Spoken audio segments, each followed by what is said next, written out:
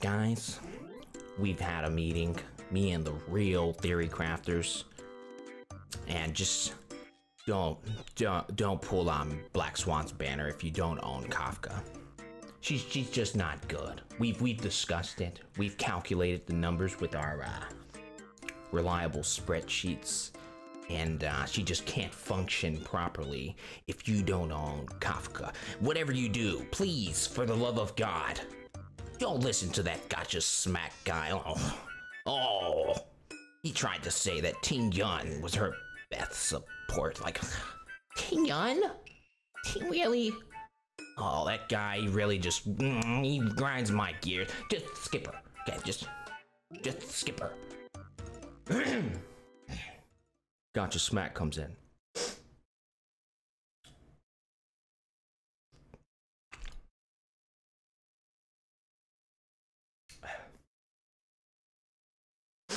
I tell my daughter to hold my milk, but she'd just drink it all.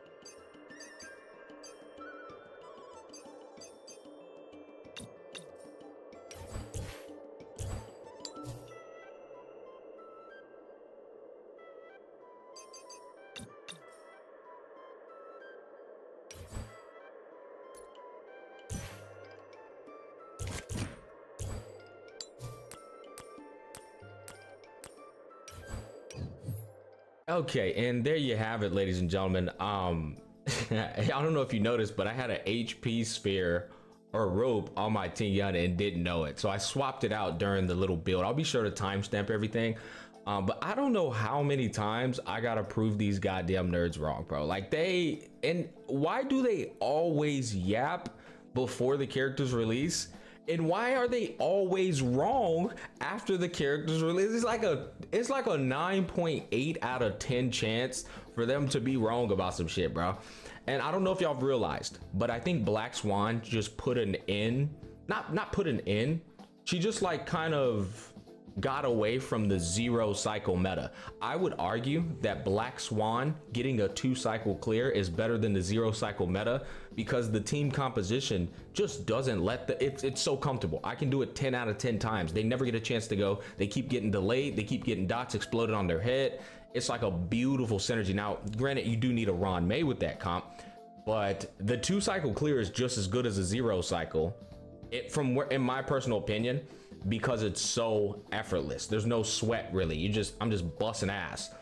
There's a couple of things I do want to go over though. One, the reason Ting Yun is so cracked, as I've been telling y'all even before she released, is because she pretty much perpetuates, well, actually, the ult of Black Swan perpetuates the dot, but Ting Yun just enables her to go into battle with the full uptime on it, right? So if you don't have Ting Yun, then her ult's not up, therefore your dots don't stack. The beautiful thing about her ultimate is that the dot continues to stack just one time after they've taken the damage, which means the next time they take the dot, it's even a greater explosion, which is magnificent.